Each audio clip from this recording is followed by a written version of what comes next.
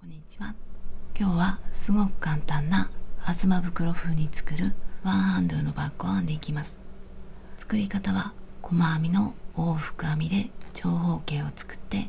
それを斜めに折って閉じ合わせていくだけです。それだけだとちょっと寂しいので、今回はちょっとだけカラフルな色を使っていきます。この糸はダイソーさんで売っていた4色が1つになっているクワトロという糸、ペールピンク、グリーンイエロー、ブルー、材質はアクリル 100% で約 120g で約240メートル、使用界隈の目安が7号、手洗いができるそうです。4色が輪になっていて、これをカットして使っていきます。で、これをアクセントにして、他の部分は同じくダイソーさんのメランジテイスト、ベージュで 60g 約108メートル、使用界隈の目安が7号から8号、これを使って編んでいきます。かぎ針は7号 4mm、 あとはマーカーととじ針を使います。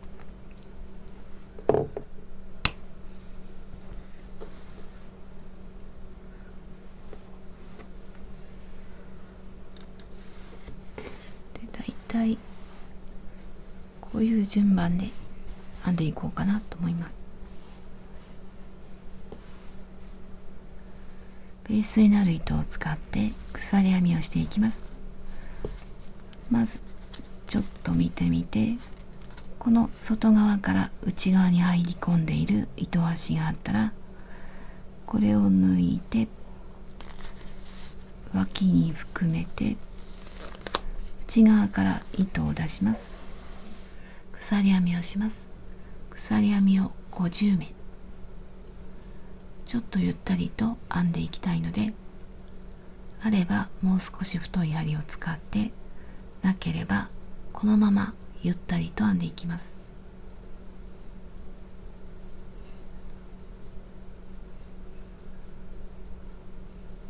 今回の作り目の数は何目でも大丈夫です。ただこの作り目の長さが出来上がりの横幅の長さに関係するので、50目で作った場合の横幅の出来上がりのサイズを書いておくので、それも見てもらって鎖の数を増減してください。鎖編みをしていきます。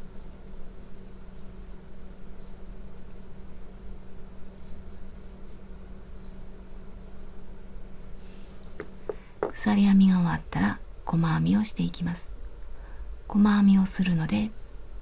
鎖を1つ、1つ戻って2つ目に細編みで、この時は表ではなくて裏返して、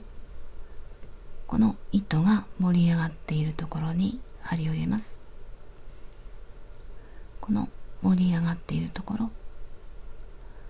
針から数えて1、2、ここに細編み、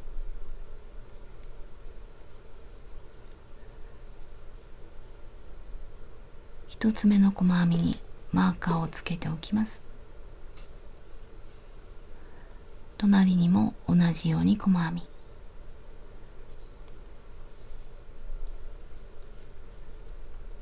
その隣にも細編み、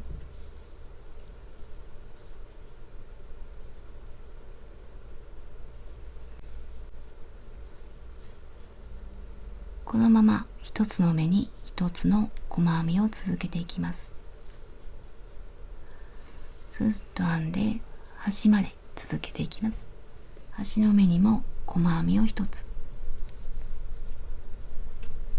これで1段目が終わりました。次は2段目。2段目のために鎖を一つ。裏返します。鎖を編んだ根元の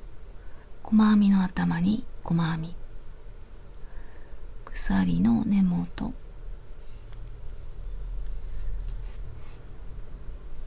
これが1つ目なのでマーカーをつけておきます。隣にも細編み、隣にも同じように細編み、このまま端までさっきと同じように細編みを続けます。ここまで編んでいきます。2段目の端ではマーカーをつけた細編みに最後の細編み、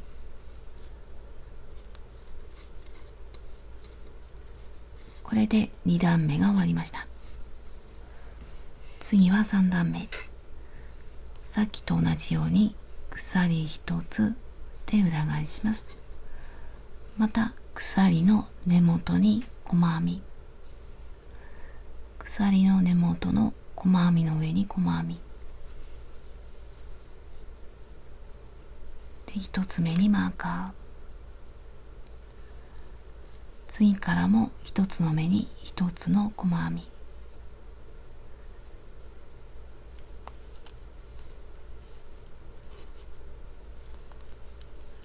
これで端まで編んでいきます。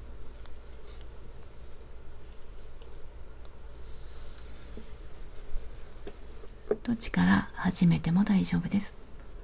一応今はギュッとしたところから始めてみようと思います。端の目に針を入れます。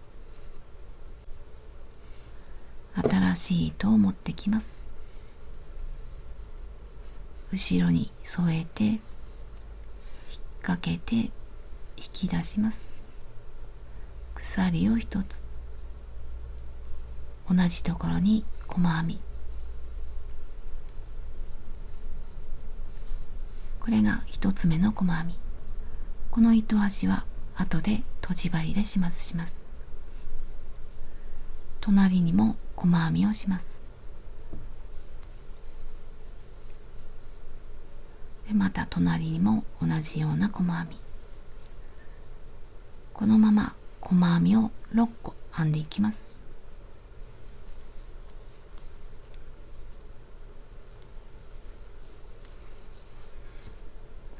2、4、6、6個編んだら、次は未完成の長編み。未完成の長編みは針に糸を絡めて、で細編みを編んだ隣の目、糸を引き出して、この2本から引き抜きます。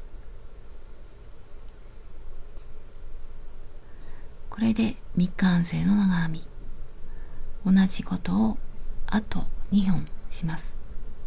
指で押さえて、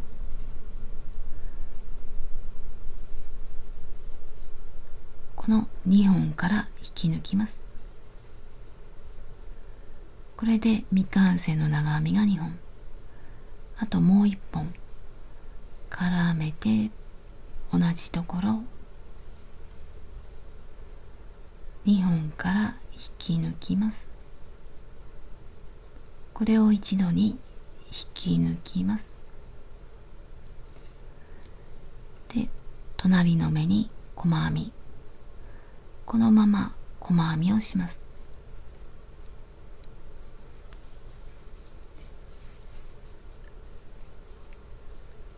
で、これが今回の飾りになります。また細編みを続けます。隣の目に細編み、細編みを全部で6個、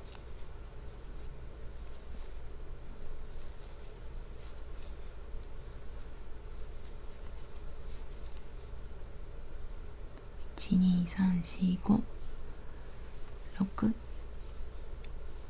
またさっきと同じように未完成の長編みを3本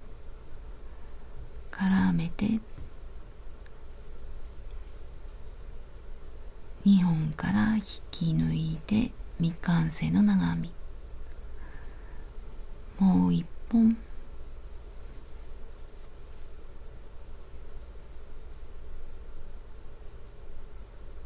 もう1本、未完成の長編みを3本、これを一度に引き抜きます。でこのまま隣に細編み、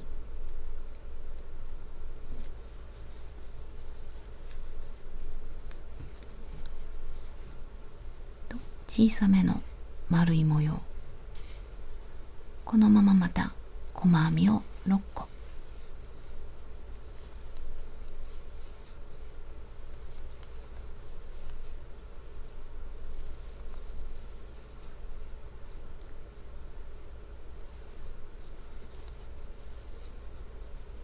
でまた未完成の長編み絡めて、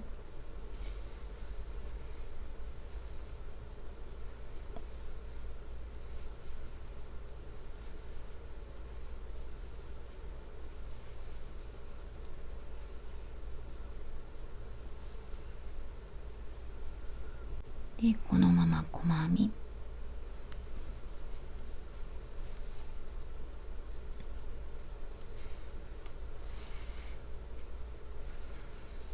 また細編みを全部で6個、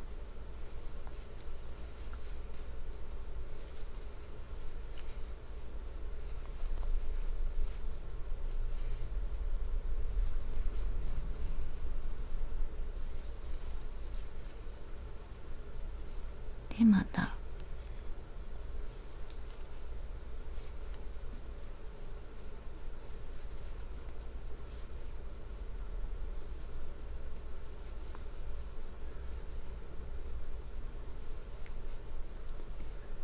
で細編み、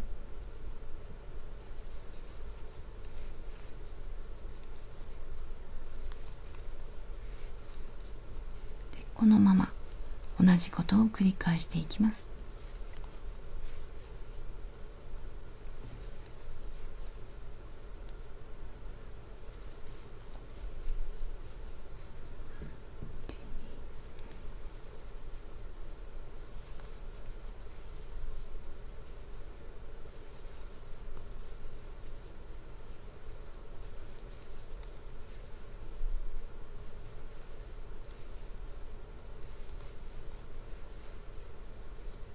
この丸い飾りを編んだ後は普通の細編みで終わりにします。端まで普通の細編みを編んで糸を切ります。鎖一つを編むようにして引き絞ります。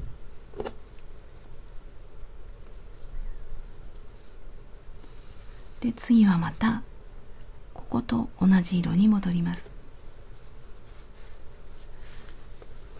緑で飾りを編んだら、次はベージュの糸で上を編んでいきます。でここで編んだ時よりも途中まで編んだらもうちょっとやりやすい方法があったので、一部差し替えてやり直してみたいと思います。なのでここを編んで次を編む感じで見てもらって、緑の飾りの上にベージュで編んでいきます。で緑の飾りをこういう方向に編んできて、で次またベージュの糸でこう編んできたんですが、こうではなくて裏返して、この飾りには目立たない方と、あと目立つ方、可愛い方があって、可愛い方を向こう側、目立たない方を手前にして、でこの状態で編んでいきます。今ここは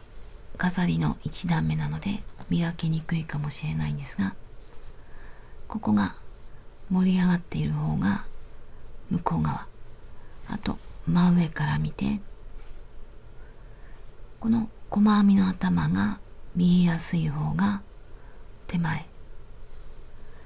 細編みの頭がこちら側に傾いている方が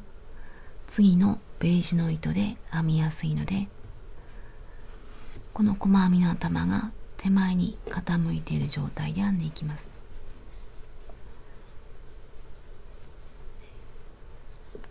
端の目に針を入れます。で新しい糸、鎖一つ同じところに細編み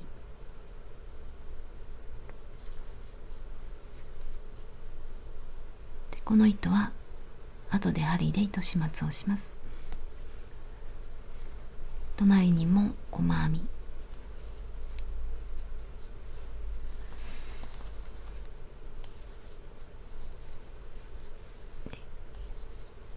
このまま丸い飾りのところまで普通の細編みを続けていきます。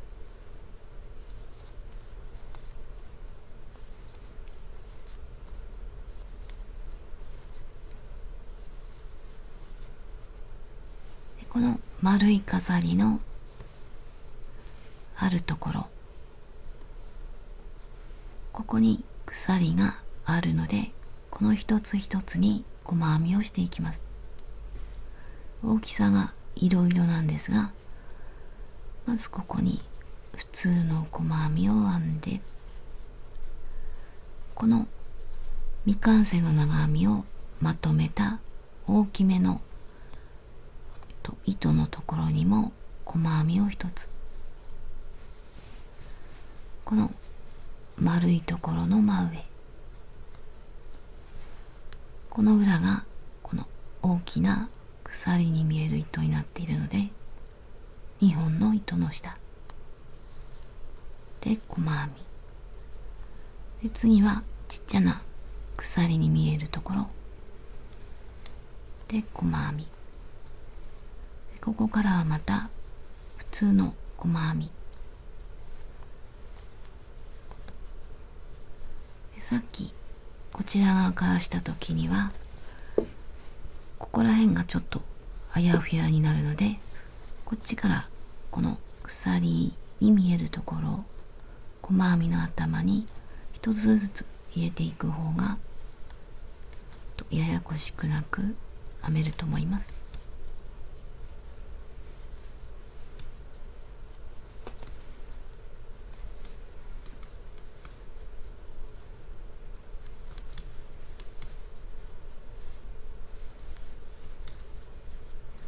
で、また丸い形のところ、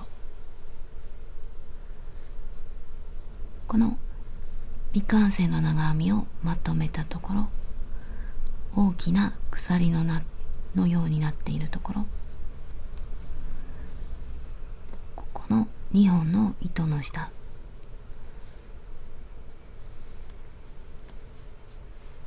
で、次の目で、ここからまた一つの目に一つの細編み、これで端まで編んでいきます。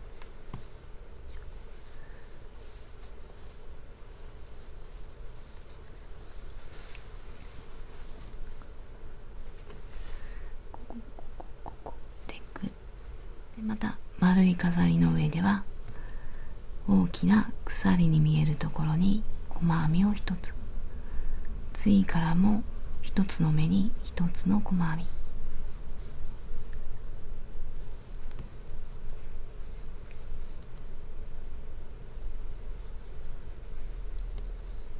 端まで編んだら次の段のために鎖を一つで裏返して、鎖の根元に細編みを一つ、次も細編み、このベージュの部分の幅は好みの幅にします。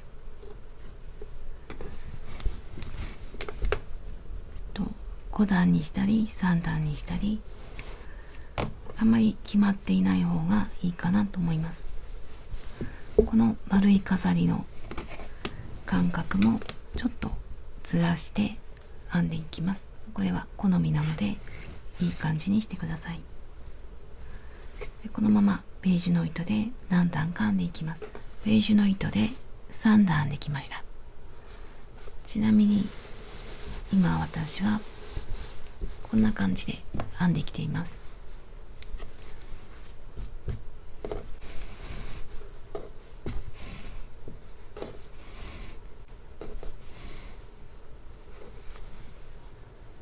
この間隔もこの間隔もいろんな感じにして編んでいます。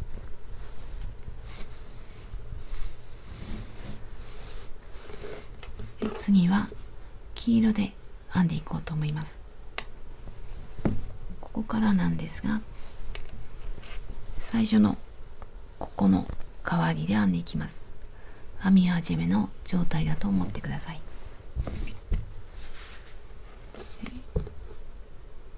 好みの糸で編んでいきます。今回私はグリーンの次に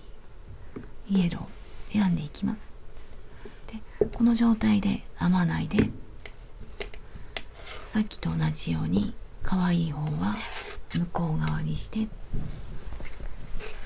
このちょっと目立たない方を手前にして編んでいきます。毎回このベージュの方もカラフルな方もどっちの時でもこの目立たない方を手前にして、盛り上がっている方を向こう側にします。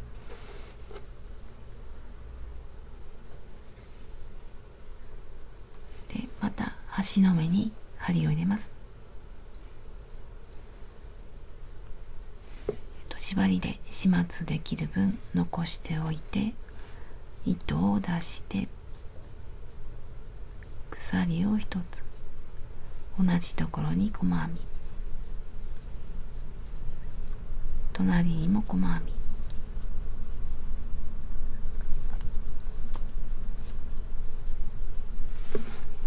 でこの丸い形もまっすぐ並ばないように編んでいきたいので、ここと場所をずらしてここら辺で作ってみようと思います。ここに丸いの細編みをしてきて、飾りを作るときには未完成の長編み、未完成の長編みは針に糸を絡めて2本から引き抜いて、次も同じところに3本編んでいきます。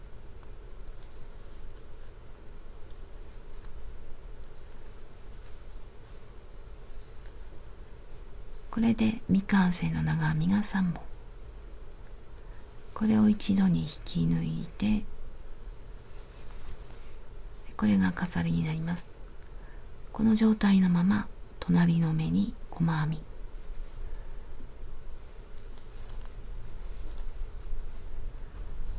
ここからまたしばらく細編みを続けます。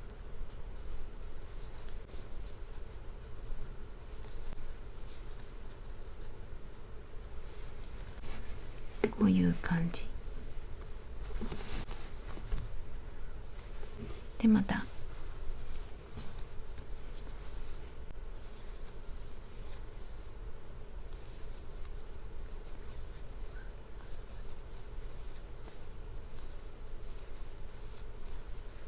ここと場所をずらしたいので、ここら辺に編んでみたいと思います。細編みの後に未完成の長編みを3本、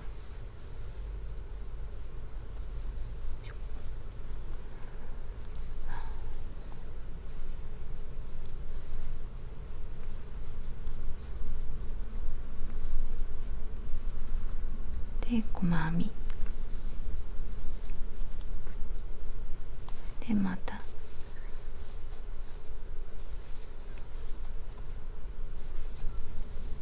で細編みを続けて、また適当なところで丸い飾りを作っていきます。で端まで編んでいきます。端まで編んできたら鎖一つを編むようにして糸を切ります。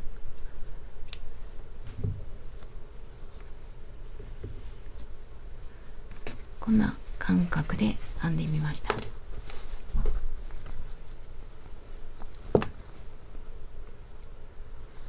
次はまたベージュで編んでいきます。ベージュで編む時もこっちではなくて、この目立たない方、この細編みの頭を見ると手前に傾いて見える方、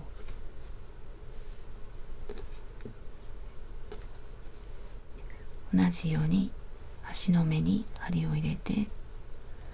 糸を出して鎖を一つ、細編みを一つ、隣にも細編み、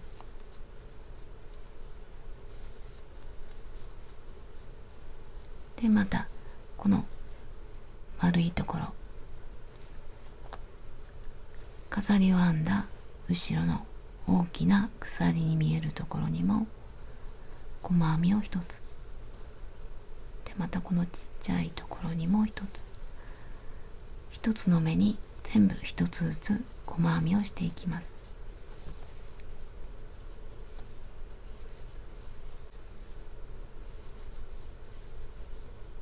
このまま端まで編んでいきます。今までと同じように端の目に針を入れて細編みを一つ、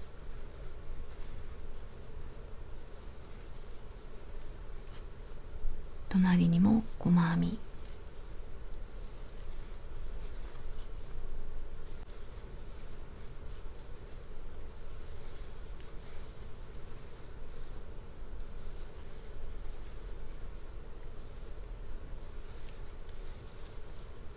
でこの黄色い糸ではここに丸があるんですが、ここと同じ位置に丸を作らずにちょっとずらして作ろうと思います。ここと同じラインに作らずにちょっと右寄りに作ろうと思います。で細編みの後に未完成の長編み、ここに丸を作ろうと思うので未完成の長編みにします。未完成の長編み3本、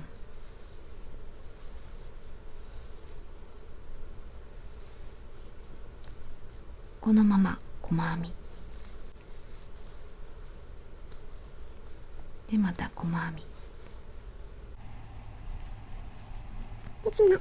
ここと揃えたくないのでこの間で一つ作ろうと思います。ここに作ろうと思います。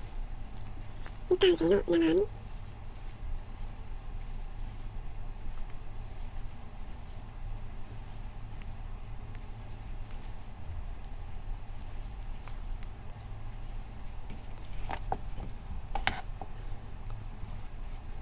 こういう感じでしばらく編んでいきます。作り目の数の3倍の段数を編んできました。50で編んだので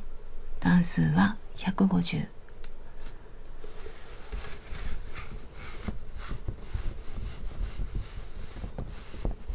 こういう感じで編んできました。次はこれを斜めに閉じ合わせていきます。その閉じ合わせ方はこれをこれだと思ってもらって、ここが作り目の部分だと思ってもらって、ここは段数、この端を三角に折ります。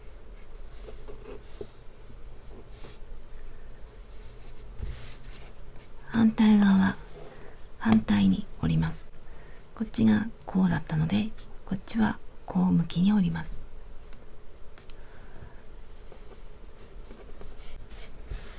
でこういう感じ。次に真ん中の四角の対角線上に折り目をつけて折っていきます。今度はこういう方向、大きな三角を作る感じで、こっちにも三角、こっちにも三角、対角線上に折ります。これがバッグの形になります。ここを閉じていきます。反対側もここを閉じて袋状にします。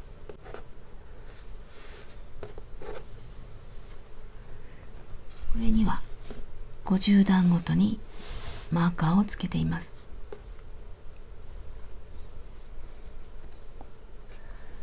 でこっちも同じようにマーカー、次の50段目にも同じようにマーカーをつけています。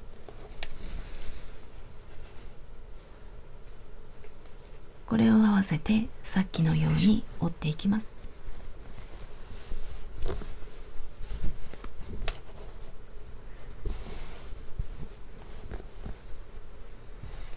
角とマーカーを合わせて折ります。こういう感じで、よく見るとこっちは作り目のところ、ここから往復編みで編んできて、ここにつけた印は50段目。この次からこの角と合わせます。マーカーの次、作り目のところから数えると51段目。こことここを合わせます。このマーカーをつけたところは作り目から50段目、51段目と合わせます。で、合わせるのはとじ針で簡単に合わせていこうと思います。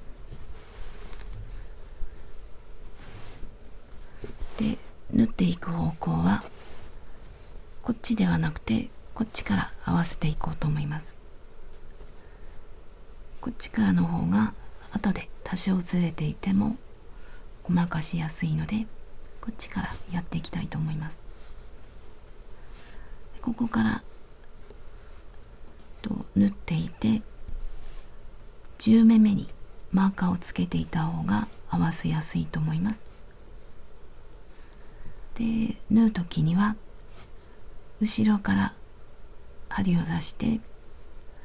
でくるっと編んでいく感じ、コイル状に編んでいく感じ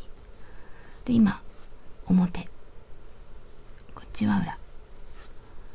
表の一番端に針を入れます。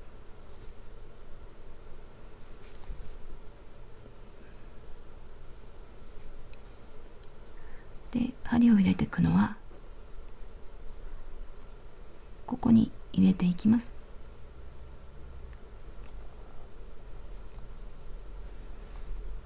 まず一番上、下から上に、糸端は全部引き抜かずに15センチぐらい残しておきます。で、引っ張ってしまわずに反対側のこっちから数えると51目目、上から針を入れます。ここら辺ではなくてここで縫っていこうと思います。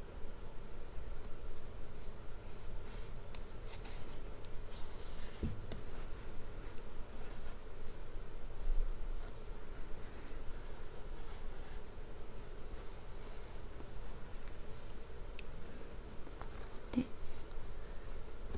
今出してきた糸をもう一回同じところに入れます。端なのでちょっと丈夫にするために2回糸を渡すことになります。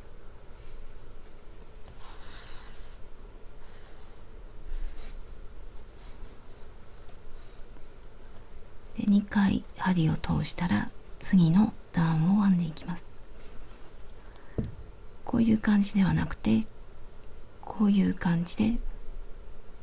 螺旋状に巻くように編んでいきます。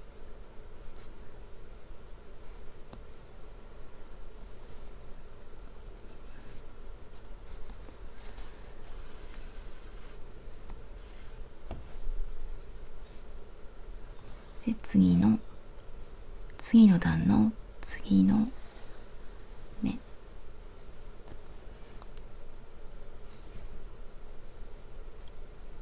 上から下、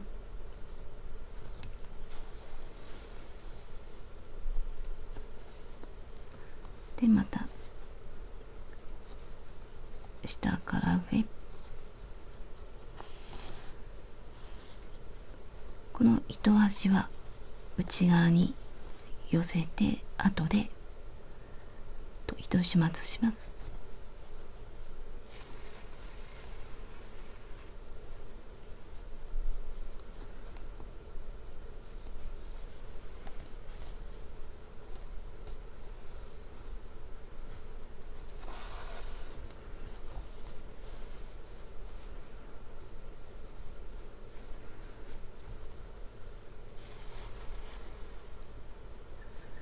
こういう感じで縫っていきたいんですが、ちょっと途中で同じところに2回通したりして、ちょっと丈夫にしながらまたこう進んでいきたいと思います。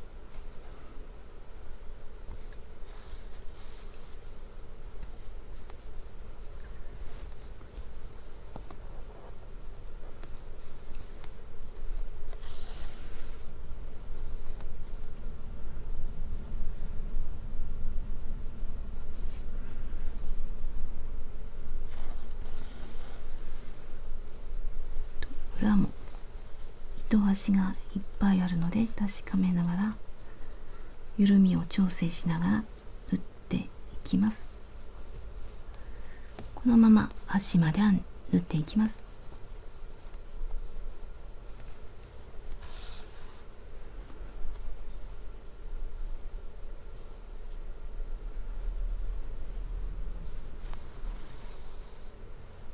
端の方まで来たら、ここは後で待ちにしたいので簡単に合わせておいて、で裏で結びます。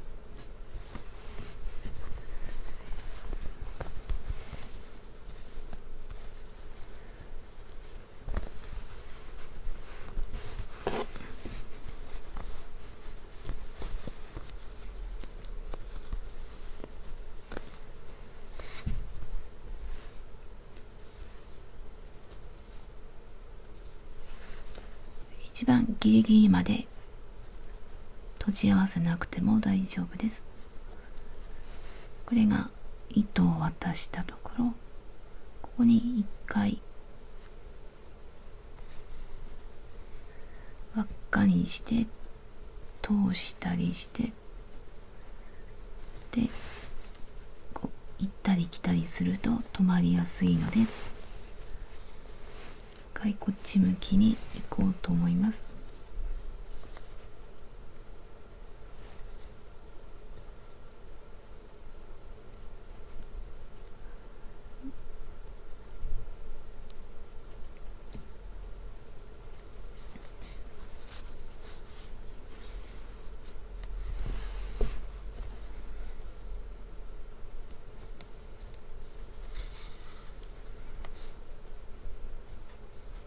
こっち向きに糸を通して終わりにしたいと思います。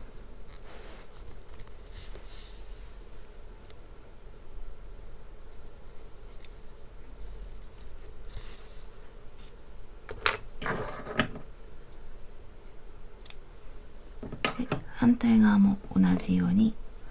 閉じ合わせていきます。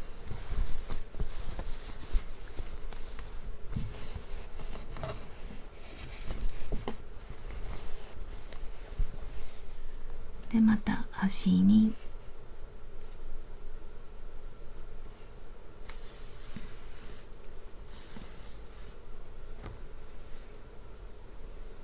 で同じところ上から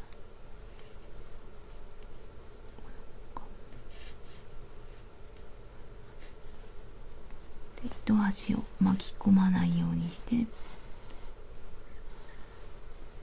ここでは同じところに2回糸を通したいと思います。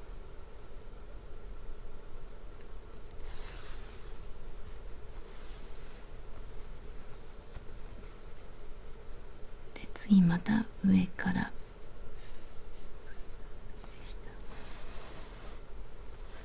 でまた同じように端まで合わせていきます。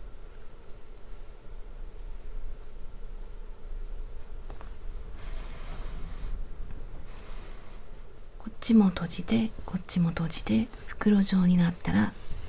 内側の糸端を隠していきます。同じ色のところに糸端を隠していきます。ベージュの方はベージュのところに、黄色い糸は黄色のところに隠します。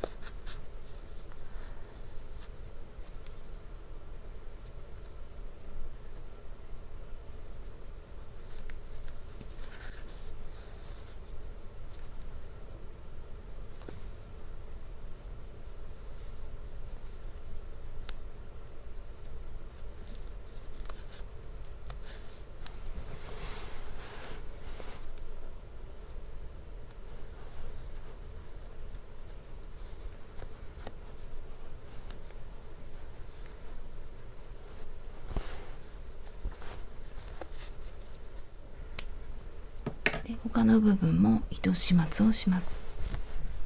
表にした状態で底を見てみます。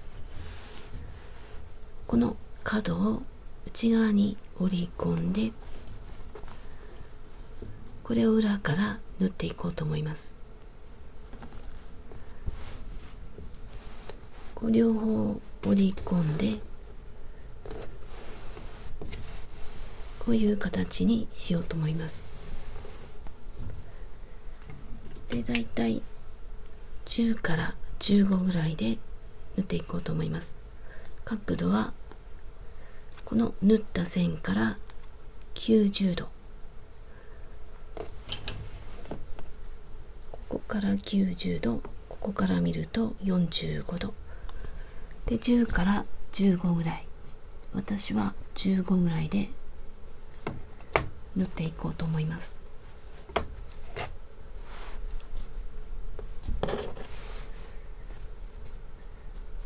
で、こっちは模様が段があるので、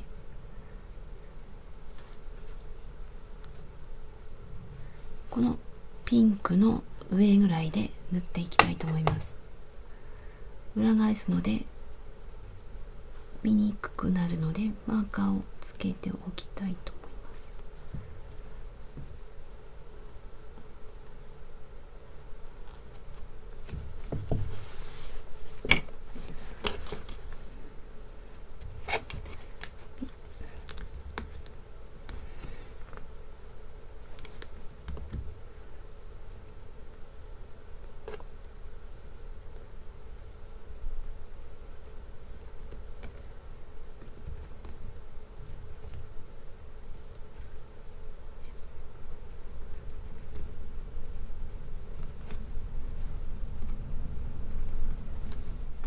あれば安全ピンの方が外れにくくてやりやすいと思います。で、こういう感じで元に戻します。で、マーカーのついているところを目安にして、この線も目安にして、一回こっち向きに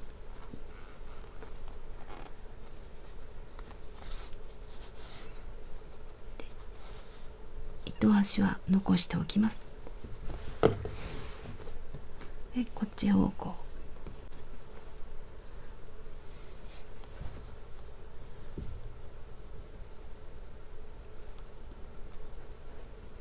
刺す時に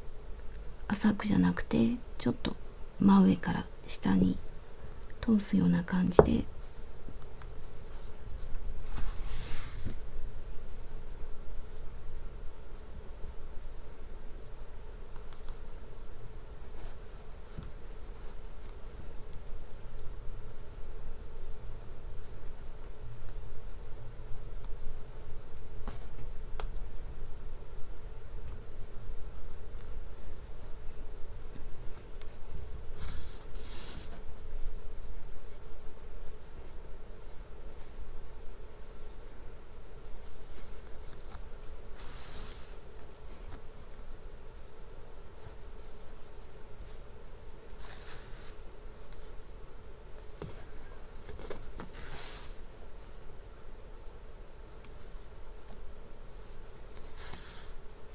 で、ここで一回ちょっ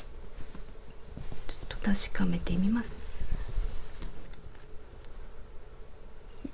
ちょうど良さそうなので、さっきの感じで続けたいと思います。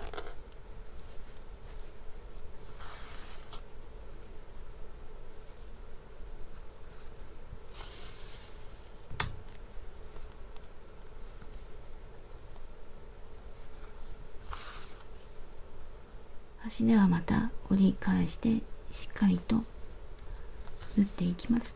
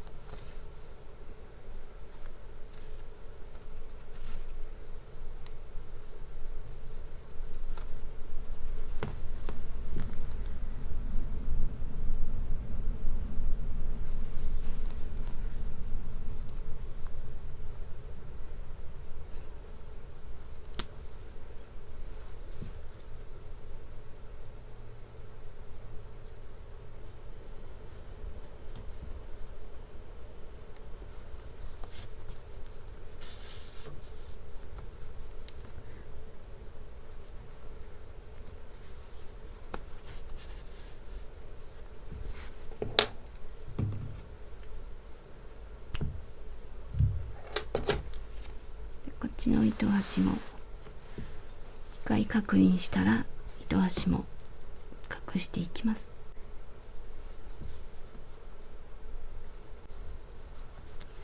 元に戻してだいたい15センチぐらい、反対側も同じように裏から角を縫っていきます。こっちもマーカーをつけて、こっちではこの裏側がまっすぐなラインがあるので、これを目安にしてマーカーをつけて裏返して縫っていきます。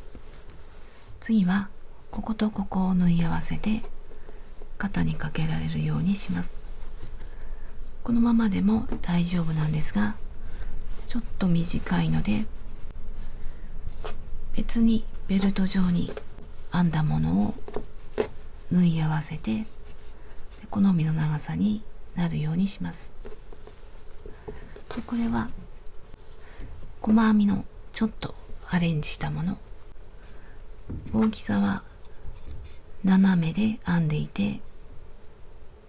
太さは約4センチ、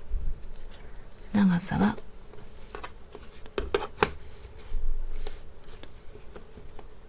21センチぐらいになりました。これぐらいで作って縫い合わせてみようと思います。鎖を7個編んで細編みをしていきます。鎖を7個、この時はあまりゆったりでなくても大丈夫です。7個編んだら鎖を1つで裏返して裏山に針を入れて細編みをしていきます。針から1、2、普通の細編みをしていきます。隣にも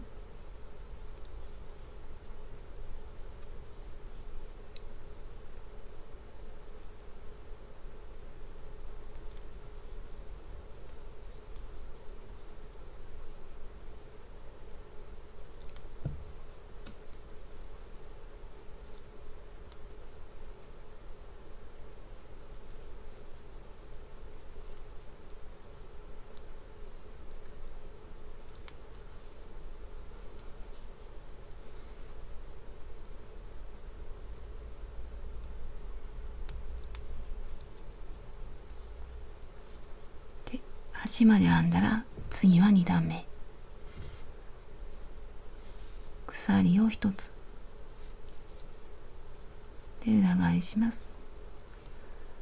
で鎖の根元に普通の細編み、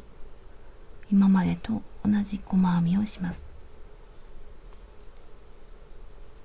あまり緩くならないように細編みをしました。次からはこの細編みの横になっている糸があるので、この下に針を入れて細編みをします。ここに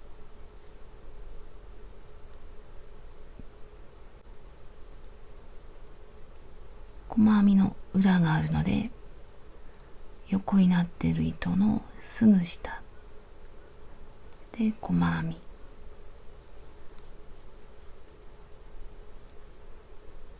いつもよりちょっとギュッと短くなった細編みができます。ここも横になっている糸のすぐ下、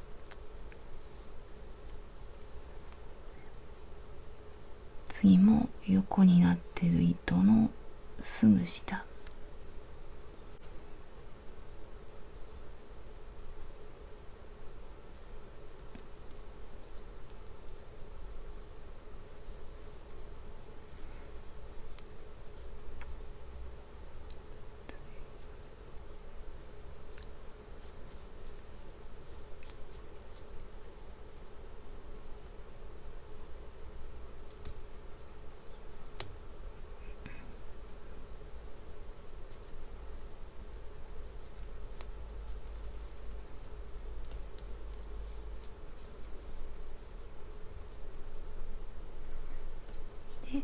こにも横の糸があるんですが、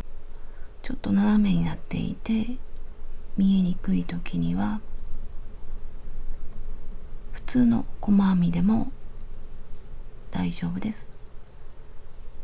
ここに横の糸があってちょっと斜めになって縮んでいるので、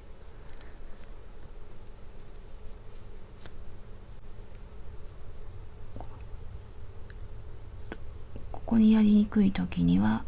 普通の細編み2本の糸の下に上から見て鎖のように見える2本の糸の下で普通の細編み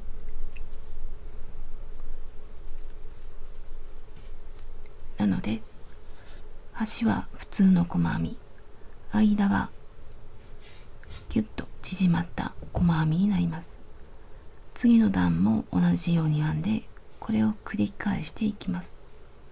鎖1つ、1つ目は普通の細編み、鎖の根元、次は横になっている糸のすぐ下、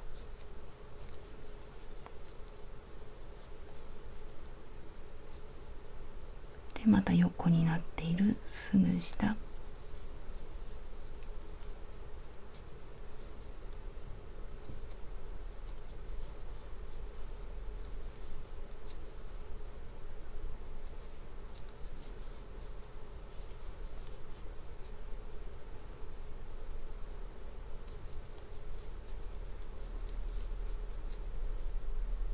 手端はこの横になっているすぐ下でも普通の細編みでも大丈夫です。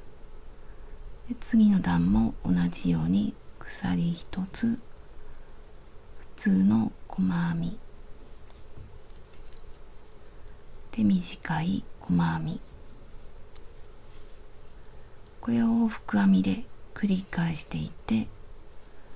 好みの長さまで編んでいきます。とりあえず私は21センチ編んでみました。もうちょっと短くても大丈夫かなと思うんですが、こう編みながら本体と肩に当ててみて長さを調節していってください。で編んでいきます。編み上がったら縫い付けていきます。これはあまり伸びないのでしっかりした感じになると思います。でこの角の三角のところに当てて、であんまりギリギリにならないようにこの後ろの方にもちょっと余裕を持たせて、こう三角に縫っていこうと思います。この角が真ん中になるようにして、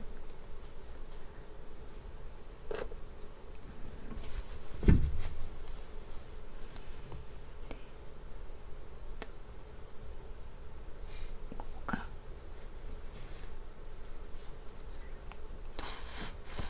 糸端を残しておいて、で、返し縫いで縫い付けていきたいと思います。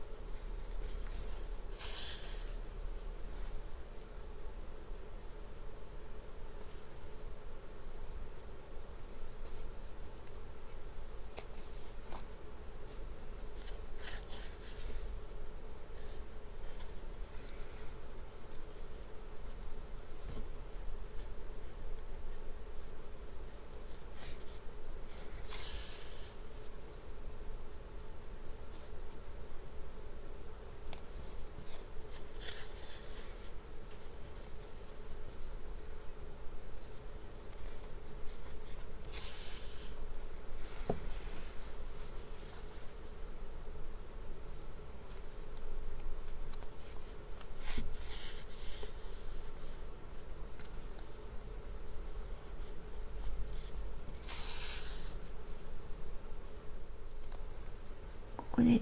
何回か行ったり来たりして糸を切ろうと思います。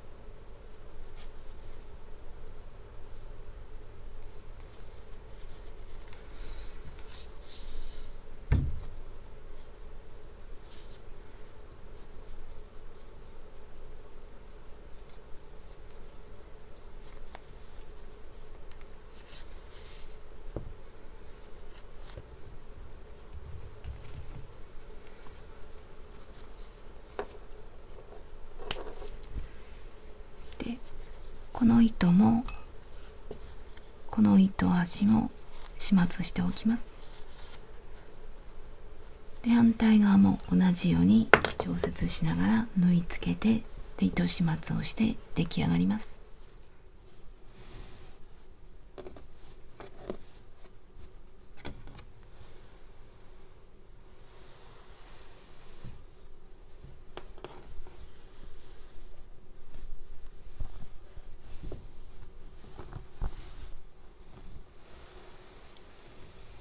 出来上がりのサイズは肩にかける部分が約90センチ、この横の長いところが38センチ、底は約28センチの15センチで、この平らに置いてある状態と、あと使う時とだいぶこのボーダーの印象が変わって、すごく面白い感じになったと思います。これがこういう感じになって、ボーダーがすごい可愛い感じになりました。最後までご視聴ありがとうございました。よろしければ登録と高評価をお願いいたします。